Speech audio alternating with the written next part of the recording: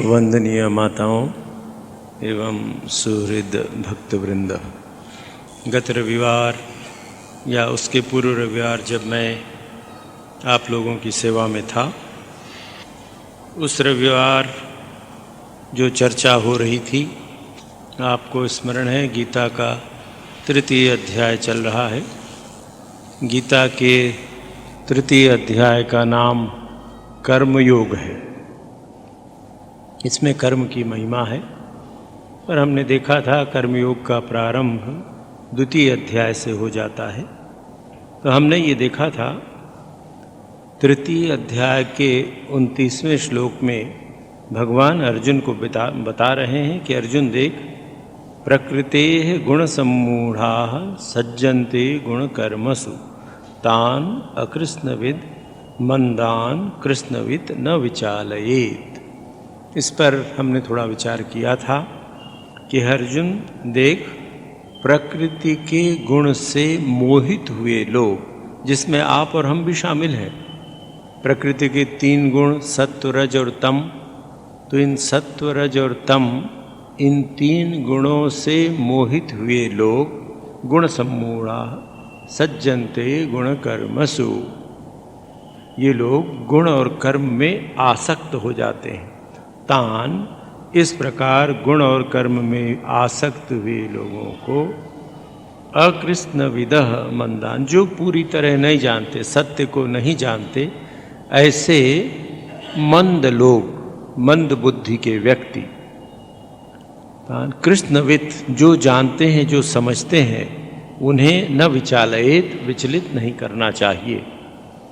आप और हम भी जितना सत्य हमने समझ लिया है, जीवन के जिस रहस्य को हमने समझ लिया है, उसका जीवन में आचरण करना चाहिए। ऐसे बहुत से लोग हैं जिनको सत्संग का अवसर नहीं मिला है, जिन्होंने जीवन में ये नहीं समझा है, तो ऐसे लोगों को विचलित नहीं करना चाहिए। स्वयं कर्तव्य करते हुए उन लोगों को कर्म में लगाना चाहिए।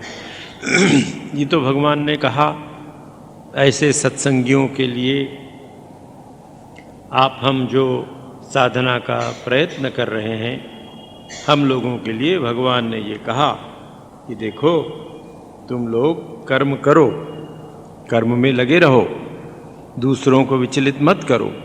तो दूसरों को विचलित नहीं किए, ये बात तो समझ में आ गई। पर भगवान ने हमको आदेश दिया कि भाई तुम कर्म करो। तो कर्म करने का जब प्रश्न आता है, तो फिर से वही प्रश्न हमारे जीवन में आता है कि कर्म करने की यदि बात है तो कर्म कैसे करें। भगवान ने इसी अध्याय में कहा है कि बिना कर्म किए तुम एक क्षण भी नहीं रह सकते, इसलिए कर्म करना है। किंतु कर्म करने का रहस्य भी उन्होंने बताया है, कर्म का रसायन बताया है कि जिस कर्म के द्वारा हम मुक्ति प्राप्त कर सकते हैं, कर्म करते हुए मुक्ति प्राप्त कर सकते हैं, इसका रहस्य भगवान तृतीय अध्याय के 30वें श्लोक में बता रहे हैं। आगे भी है तो उसकी चर्चा 30वें से प्रारंभ है। भगवान कहते हैं क्या, मयि सर्वाणि कर्माणि सन्न्यस्य अध्यात्म चेतसा निराशीर निर्ममो भूत्वा युध्यस्व विगतज्वरः। हे अर्जुन सुन, मयि सर्वाणि कर्माणि, मुझ में संपूर्ण कर्मों को समर्पित करते हुए, कैसे, अध्यात्म चेतसा, और निराश और निर्मम होकर युद्ध कर। कैसे, विगतज्वरः, अपने मन से सभी संताप को दूर करके अध्यात्म बुद्धि से सब कर्मों को मुझ में अर्पण करके आशा रहित और निर्मम होकर कर्म कर। ये कर्म का रहस्य है, इसको समझ लेना होगा, इस पर गंभीरता से विचार करना चाहिए। ये भगवान का आदेश है। आपको हमेशा स्मरण होगा कि ये बात आपसे कही जाती बार बार कि गीता के कुछ श्लोक ऐसे हैं जिसमें भगवान ने आदेश दिया है कि ऐसा करो। तो क्या कहते हैं, अध्यात्म चेतसा सर्वाणि कर्माणि मयि सन्न्यस्य। इस श्लोक के जो 2 भाग हैं, तो प्रथम भाग में भगवान समर्पण की बात बता रहे हैं कि सब कर्मों को तो मुझ में समर्पित कर। कैसे समर्पित कर? अध्यात्म चेता होकर समर्पित कर। और इतना करने के पश्चात दूसरे भाग में, दूसरी अर्धाली में कह रहे हैं कि निराश और निर्मम होकर युद्ध कर, अर्थात कर्म को विगत ज्वर होकर युद्ध कर।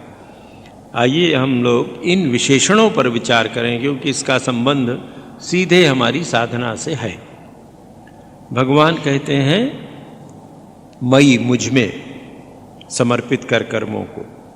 तो जब भी गीता में भगवान मुझ में समर्पित कर, मेरी बात सुन, मैं जैसा कर रहा हूँ वैसा कर, ऐसा जब भी भगवान कहते हैं तो हमें स्मरण रखना चाहिए कि ऐसे समय भगवान कृष्ण व्यक्ति नहीं है। जब वो कहते हैं मुझ में समर्पित कर, तो इसका तात्पर्य है संपूर्ण कर्म तू परमात्मा में समर्पित कर। उस समय भगवान कृष्ण एक व्यक्ति नहीं है कि जो अपने मित्र अर्जुन से कुछ बात कर रहे हैं। साक्षात नारायण नर रूपी जीव को ये आदेश दे रहे हैं कि अपने जीवन में परम लक्ष्य प्राप्त करने के लिए, मोक्ष प्राप्त करने के लिए अपने संपूर्ण कर्मों को भगवान में समर्पित कर। मई अर्थात भगवान। अब यहाँ अत्यंत विचारणीय प्रश्न है, और जिसको प्रत्येक साधक साधिका को ठीक से समझ लेना है, तभी जीवन में सफल कर्म होगा। वो है अध्यात्म चेतसा। अध्यात्म युक्त चित्त के द्वारा। कैसे?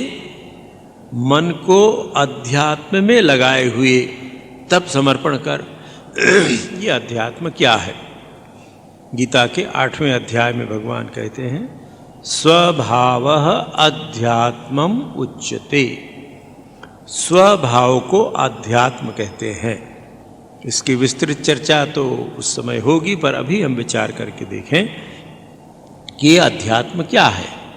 अध्यात्म चित्त होकर, चित्त में अध्यात्म को प्रतिष्ठित करके या चित्त को अध्यात्म में लगाकर तब भगवान में संपूर्ण कर्मों को समर्पित करना है। तो ये अध्यात्म स्वभाव, स्व माने अपने निज का जो भाव है, जो स्वरूप है, वो अध्यात्म है। यहाँ विचार करके देखें कि जब हम स्व पर विचार करते हैं तो हम देखते हैं कि ये शरीर पर है, हमारा नहीं है। मन भी हमारा नहीं है, बुद्धि भी हमारी नहीं है, प्राण भी हमारा नहीं है। इन सब के पीछे एक तत्व है, जो तत्व ये अनुभव करता है कि ये शरीर मेरा है, ये मन मेरा है, ये बुद्धि मेरी है, ये प्राण मेरे हैं। इस प्रकार अनुभव करने वाला तत्व, शरीर मन बुद्धि आदि के पीछे जो शाश्वत तत्व है, शाश्वत सत्ता है, अर्थात देह भाव से रहित जो आत्म तत्व है। अध्यात्म का तात्पर्य आपके हमारे लिए, साधक साधिकाओं के लिए ये है कि मैं देह हूँ, इस भाव को त्याग कर जितना हो सके। अभी तो हमारे में देह बुद्धि प्रबल है। देह बुद्धि प्रबल होने के कारण हमारा सारा कर्म देह में जड़ित है, देह में फंसा हुआ है, और देह के कारण हम देह के दास होकर, फिर देह के साथ मन के दास होकर और बुद्धि को भी घसीटकर देहात्म बुद्धि से कर्म करते हैं। तो जब तक हम देहात्म बुद्धि से कर्म करते रहेंगे तो देह का समर्पण होगा। भगवान कहते हैं देह के समर्पण से नहीं हो सकता है। देह का समर्पण तो हम रोज ही करते हैं, मंदिर में 10 बार प्रणाम करते हैं, यहाँ भगवान का चित्र है यहाँ प्रणाम करते हैं। देह को समर्पित करना बहुत नीचे की बात है, बहुत छोटी बात है। वस्तुतः बात है मन को समर्पित करना, फिर मन से बुद्धि, तो मन और बुद्धि को इस भाव से समर्पित करना कि प्रभु ये सब तुम्हारा है, और उसके पीछे जो जीव चैतन्य है वो भी तुम्हारा है। तो मैं अब समर्पण जब कर दिया हमने, तो समर्पण का तात्पर्य ये हुआ कि अब हमारा कुछ नहीं है। भगवान कहते हैं सर्वाणि कर्माणि संन्यस्य, छोड़ दे, मुझ में छोड़ दे। मयि सन्न्यस्य, मुझ में छोड़ दे, मेरे समर्पण कर दे। तो जब हम संपूर्ण कर्मों को भगवान के अर्पण करते हैं तो अर्पण करने की बुद्धि तो हमारे मन में है। देखिए, ये सूक्ष्म तत्व है, इसी को समझना है और साधना तभी सफल होगी। जब भी हम कुछ समर्पण करते हैं तो समर्पण उसको करते हैं जिसके प्रति हमारी पूज्य बुद्धि है, जिसके प्रति हमारे मन में श्रद्धा है। आगे वो बात आएगी। अगर कोई बलपूर्वक हमसे समर्पण करा ले, कोई चाकू दिखाकर किसी व्यक्ति का धन ले ले और वो व्यक्ति कहे कि मैंने सब कुछ समर्पित कर दिया, तो क्या ये समर्पण होगा? ये आत्मवंचना है। अपने आप को भी धोखा देना है, दूसरे को भी धोखा देना है। तो जब हम भगवान को समर्पण करेंगे अध्यात्म चित्त होकर, तो हमारे पास ये अहम बुद्धि बिल्कुल नहीं होगी, नहीं होनी चाहिए कि जो कुछ है प्रभु, जो कुछ है सो तोर, मेरा मुझ में कुछ नहीं, जो कुछ है सो तोर, और तेरा तुझको सौंपता तो क्या लागे है मोर। ऐसी जो बुद्धि है कि मैं ये देह नहीं हूँ, इस देह के पीछे जो चैतन्य सत्ता है, उस सत्ता के होने से ही देह कर्म कर रही है, मन कर्म कर रहा है, बुद्धि कर्म कर रही है। तो ये कर्म करने वाली जितनी वस्तुएं मैं नहीं हूँ, तो भगवान तुम्हारी वस्तु तुमको मैं समर्पित कर रहा हूँ। अध्यात्म चेतसा बुद्धि में समर्पण का अभिमान नहीं होगा। ये विशेष बात है, धन्यता का बोध कि प्रभु तुमने ऐसी कृपा की, ऐसी सद्बुद्धि आई कि जिसके कारण मैं तुम्हारी वस्तु तुमको दे रहा हूँ। गंगा के जल से ही गंगा की पूजा है प्रभु, मैं क्या समर्पित कर रहा हूँ। पर जो वस्तु तुमने मुझे दी थी उसको कहीं मैं गलती से अपना ना समझ लूँ तो चोरी हो जाएगी। दिया तो तुमने है और इसलिए दिया है कि उसका मैं उपयोग करूँ, उसका उपयोग करके तुम्हारे श्री चरणों में पहुँच सकूँ। इसलिए मयि सर्वाणि कर्माणि सन्न्यस्य अध्यात्म चेतसा, सदैव इस बुद्धि से कि परमात्मा को सब कुछ मैं समर्पण कर रहा हूँ, इसमें मेरा अपना कुछ नहीं है, इस अहम को समर्पित करना है। अब इस प्रकार जब हमने अध्यात्म चित्त होकर ये समझकर कि मैं देह नहीं हूँ, देह के और इस शरीर के द्वारा जो कर्म हो रहा है, भगवान ये कहते हैं कि तू जो भी कर्म कर रहा है उसको कर। तो कर्म करने के लिए तो शरीर चाहिए, मन चाहिए, बुद्धि चाहिए। अगर शरीर न हो, मन न हो, बुद्धि न हो तो कर्म नहीं हो सकता है। तो इस शरीर के द्वारा जो कर्म हो रहे हैं उस कर्म में मेरी कर्ता बुद्धि ना आ जाए। अपन स्मरण करें, 27वें श्लोक में कहा था भगवान ने कि प्रकृति सब करती, प्रकृते क्रियमाणानि गुणैः कर्माणि सर्वशः अहंकार विमूढ़ात्मा कर्ता अहमिति मन्यते। अहंकारी मूढ़ पुरुष ऐसा कहता है।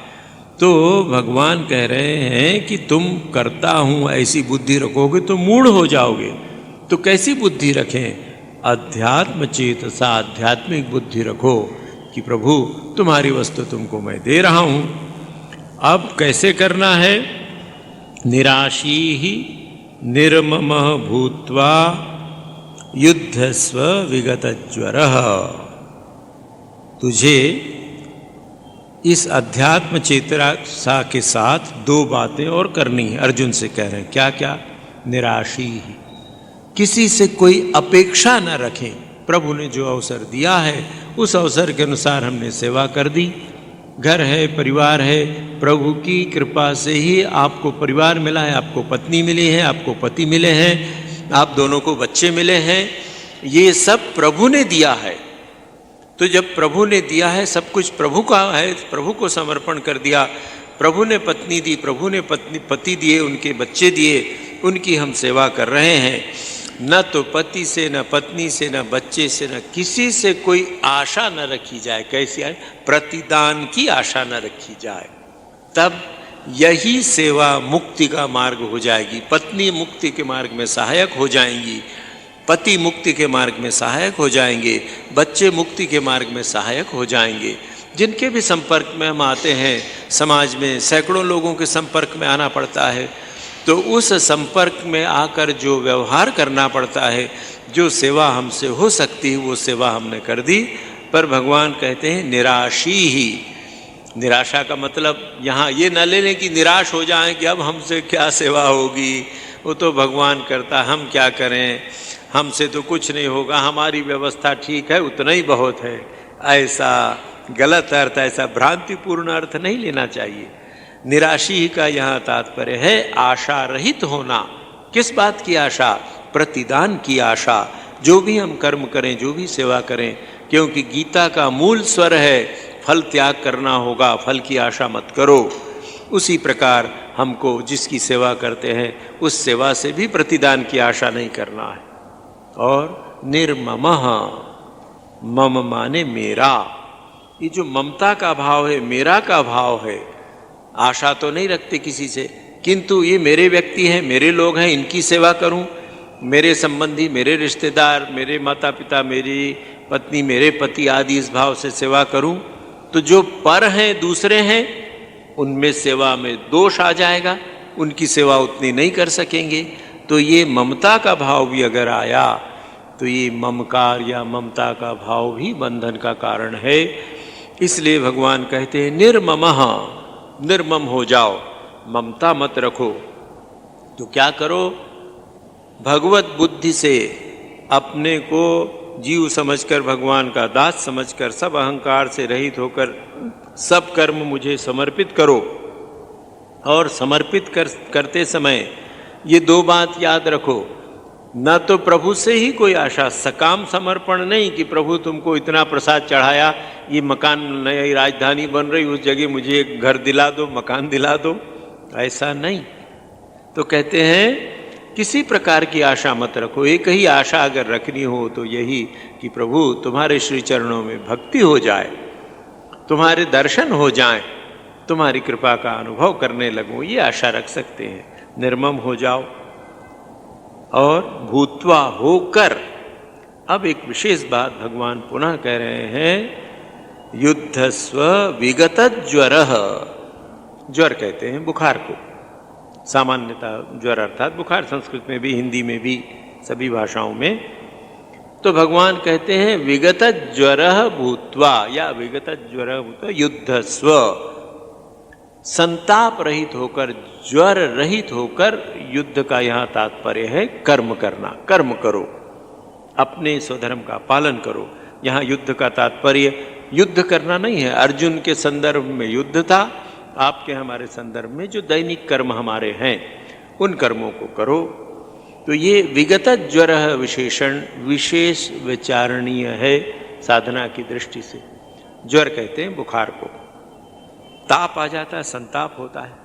आप विचार करके देखें, हम लोग कितनी बार इस ज्वर में पड़ते हैं।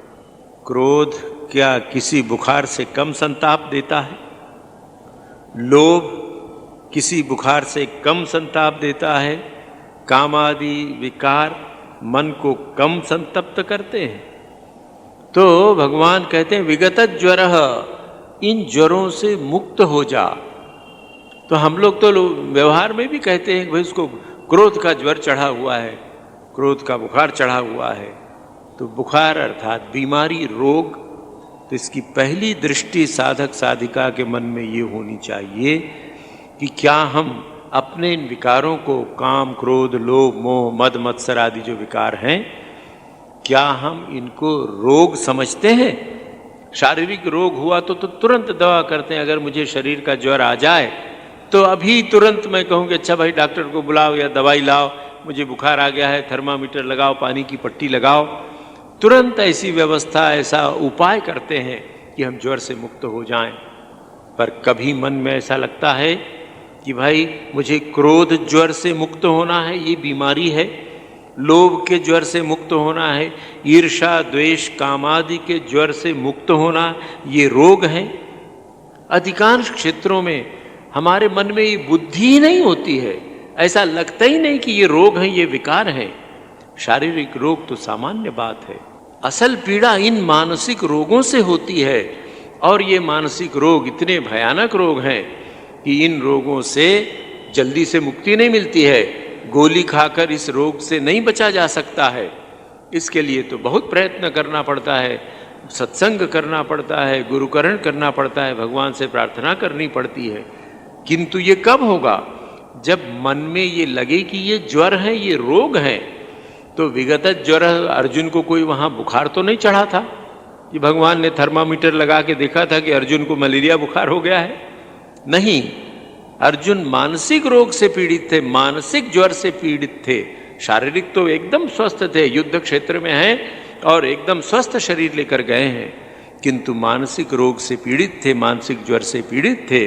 तो भगवान कहते हैं विगत ज्वर भूत्वा, इस रोग से, इस तुम्हारे मन में जो काम आदि विकार रूपी जो रोग है, जो ज्वर है, उससे मुक्त होकर कर्म करो। यदि हम कामनाओं के अधीन होकर कर्म करेंगे तो हमारे सारे कर्म दूषित हो जाएंगे, सकाम हो जाएंगे।